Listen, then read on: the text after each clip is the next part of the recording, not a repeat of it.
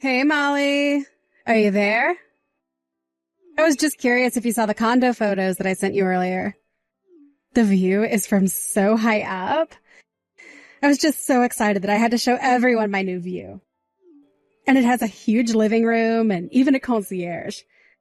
I knew that getting with a CFO would be a good idea. Having a rich husband is great.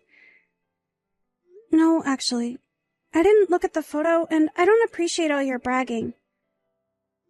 So please just leave me alone, all right? You know, if you don't want to talk to me, you could always just block me. But the fact that you haven't until now means that you secretly want to hear about how amazing my life is. Yeah, that's really not what's going on here at all. And I haven't blocked you because you're my sister. I only haven't blocked you for that reason and that alone. You always have the same old lame excuses. Do you know that? If you really loved George, then you'd have blocked me by now. Or do you think that you'll somehow be able to take him back from me? Because I can tell you right now that that's not going to happen. George doesn't have even an ounce of feelings left for you, so there. Oh boy, here we go again. I'm just saying that it's clear you can't let him go. Or the fact that I was able to steal him from you. But it's your fault for not keeping your eyes on that rich man of yours. And to think that you two had been dating for 5 years before I was finally able to make him all mine. I knew that you two were even thinking about marriage. But I guess I put an end to all of that right away, didn't I? So why don't you just accept that I've won and just leave us to be in peace already? You're the one who messaged me in the first place. And I don't want George back at all, thank you very much. Why can't you just accept that I have a lot of complicated feelings about all of this? I mean, you're my sister, but I wish that you would quit rubbing this in my face all the time. Oh, man. You really are just such a crybaby. Do you know that? You think your crocodile tears are going to change anything? If anything, it just makes me think of you as all the more pathetic. That's exactly what I'm talking about. You don't have to be like that to me. Yeah. You can say whatever you want, but all I hear is a little loser asking for her boyfriend back. It's not cute, though, and you won't be getting George back. I'm not trying to get pity from you, or get George back. How many times am I going to have to say that? Yes, we were talking about getting married, but we're apart now and I don't think about it. And besides, he was the one in get with you, so why would I want to marry a man like that now? There you go, making up all those lame little excuses again. It really is just sad, you know? But maybe he left you because you're such a crybaby? And for that, I'm going to have you in the very back at mine and George's wedding. Wait, what? What wedding? What are you talking about? Oh, didn't you hear? We're going to be getting married this year. He told me that he can't wait any longer and wants to do it right away. You have got to be kidding me. I was shocked when you two moved in together. But now you're telling me that you're getting married too? Well, duh. I mean, George is already 30 years old. And I guess that his dad had a long talk with him about taking responsibility. Not to mention he has a lot to think about with work. So we figured the easiest thing to do would just be to marry each other as soon as possible. Oh, I see. Well, no, I hadn't heard any of that at all. Oh, don't worry. You'll be getting an invitation when we have more details figured out. But just remember that you're going to be kept to the very back of the whole affair. I can't wait to see your crying face at the very end of the walkway. Yours is going to be the last that we see before we drive off into the sunset together.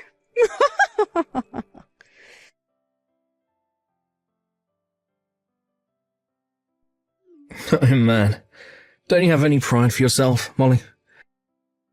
If you really want to get back together with me, you should just talk to me about it directly. What in the world are you talking about, George? I mean that I saw you just now in the office. You came to my dad to try and make him get back together with you, right? Have to say that I'm pretty shocked. I didn't realise that you wanted me so badly. I'm a bit of a bad boy, if you hadn't noticed. Literally, what in the world are you talking about? Have you hit your head or something like that? I don't want anything to do with you ever again. And your dad called me here to talk to him about something else. And just why would my dad want to talk to my ex-girlfriend, He doesn't associate with bottom feeders like you. He's too busy. He was suspicious about why we broke up after 5 years just for you to end up with my sister. And he was surprised to hear about you and my sister getting married. So he called me to discuss that. Oh, yeah, that does sound like him, I guess. He just can't learn how to mind his own business. But who cares who I date? It's my choice. He needs to learn to butt out and let me live my life.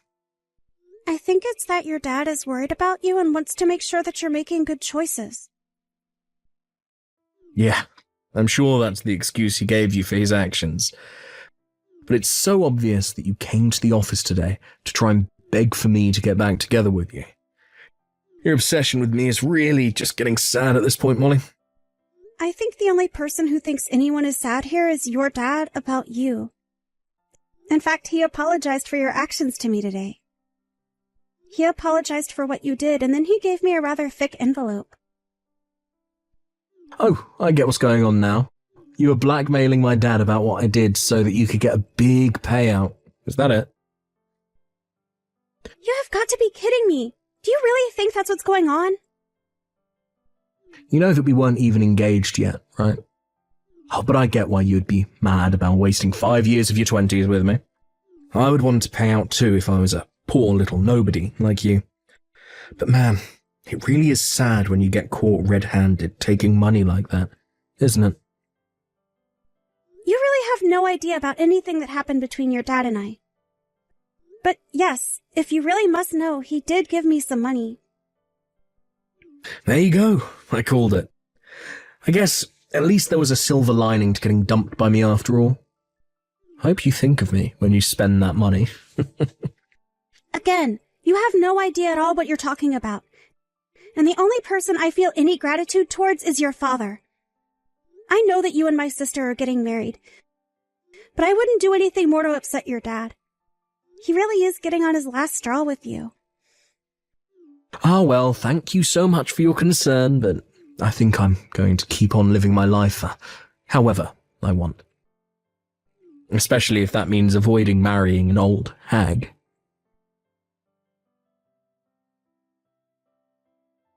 Hey there, sis. Did you get the invitation to my wedding? I bet that you were pretty surprised, weren't you? Did you look at where we were going to be having it? It's a pretty amazing place. Oh, yes. I saw the venue. It sounds like a pretty amazing place. Even the invitation was all shiny. And haven't a bunch of celebrities gotten married there, too? This must be costing a lot, no? Well, that's what happens when you marry a CFO!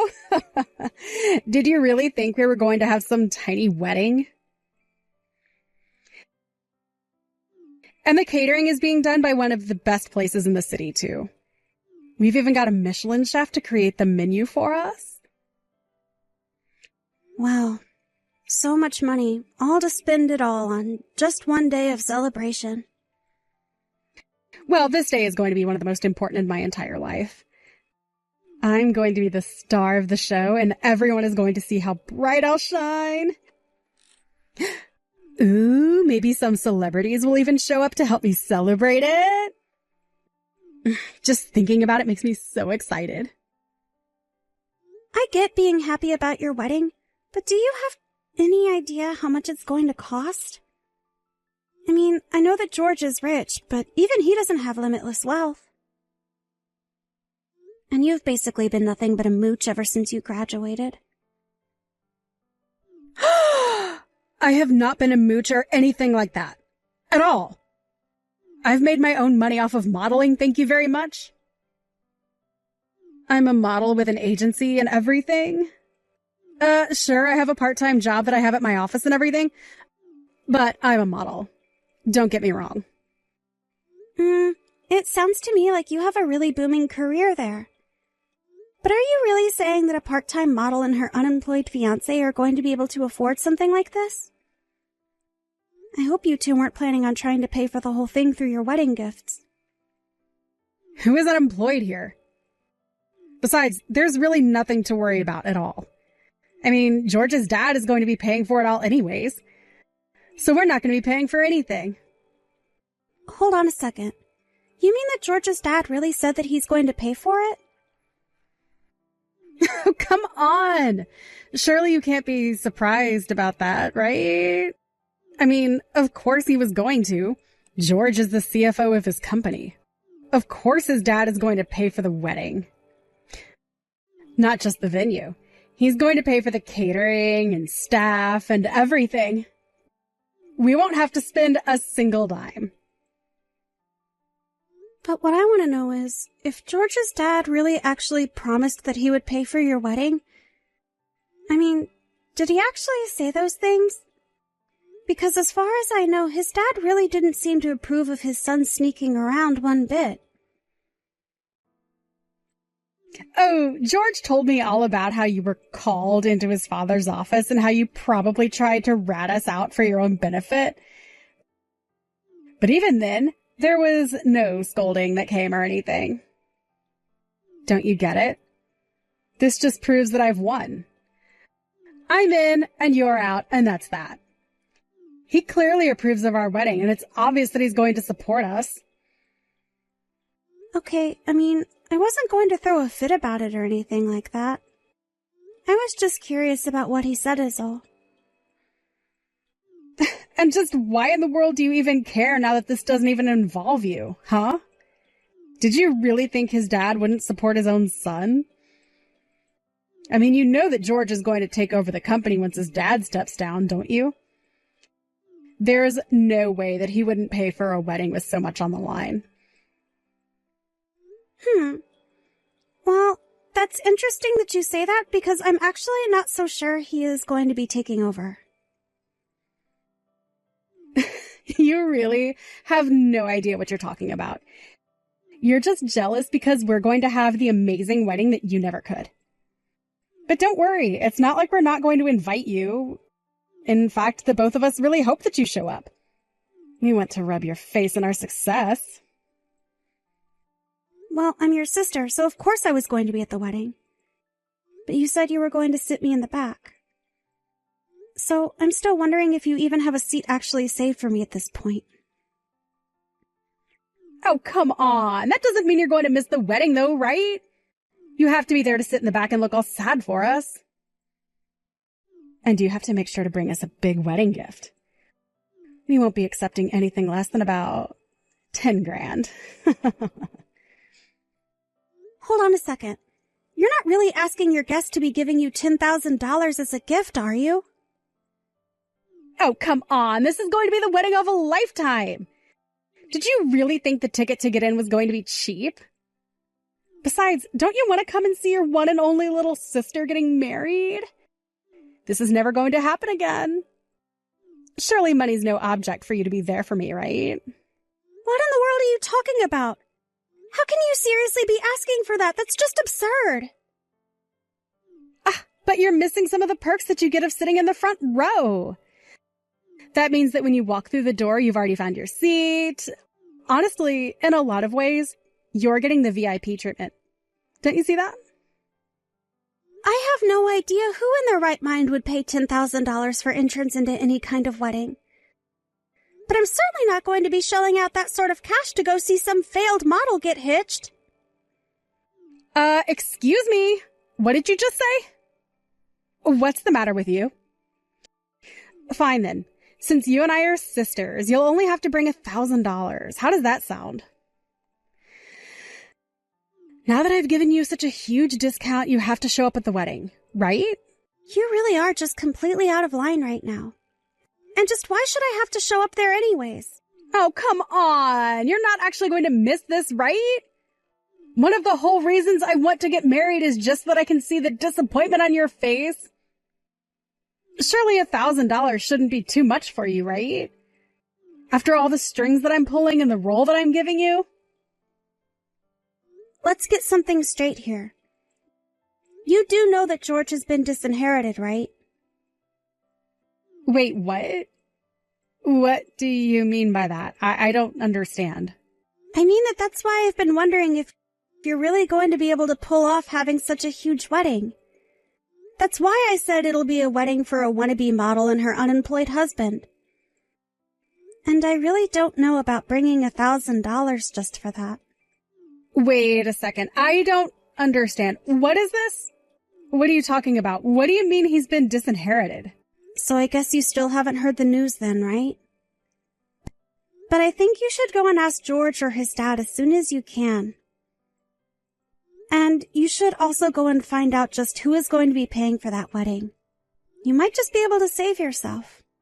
Or your wedding if you try and act fast.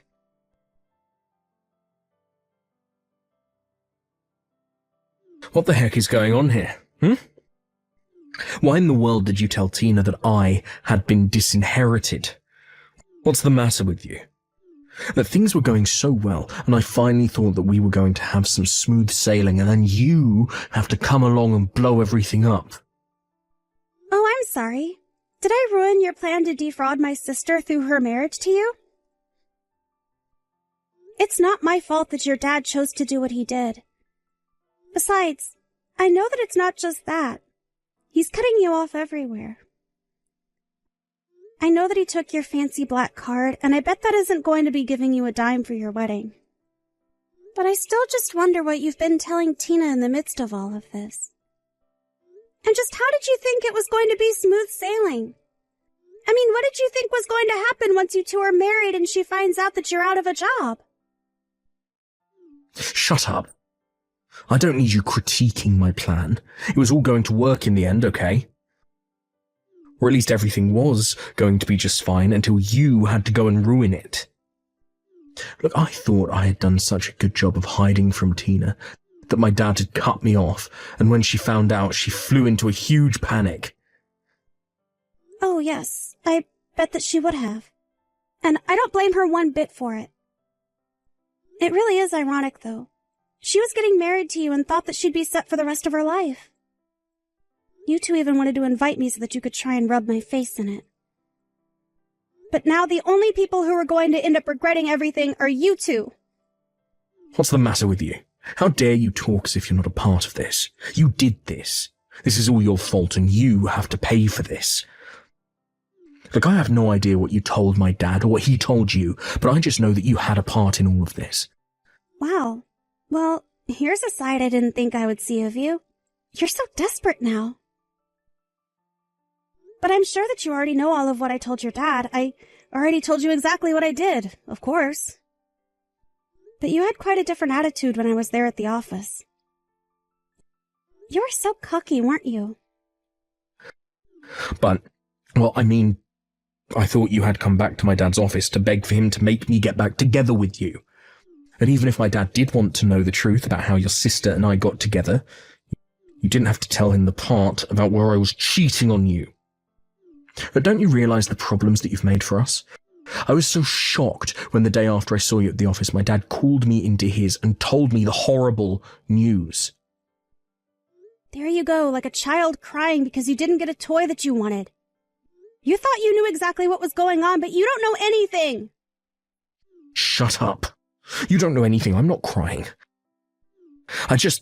This isn't how things were supposed to go. I'd never seen my dad so mad at me before. Look, he's always given me whatever I want, and now I'm going to get nothing for the rest of my life. This can't be happening to me. I can't believe that you've gotten this far in life and you still act like such a petulant, spoiled child. It really is just pathetic. What did you say? You can't talk to me like that. It's not fair. Of course your dad spoiled you. You were his one and only son. I mean, I know all about how your mom died when you were young. So obviously your dad was putting all his hopes into you.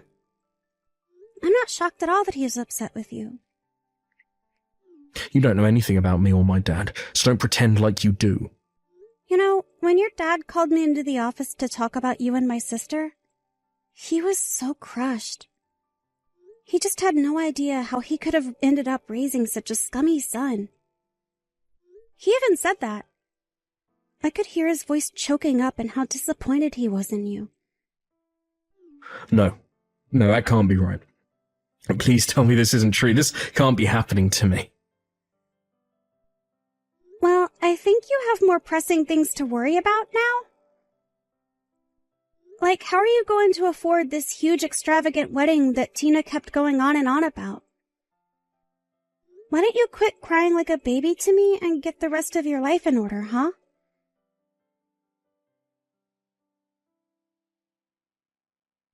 After that, Tina messaged me crying about how overnight their wedding budget had been literally decimated.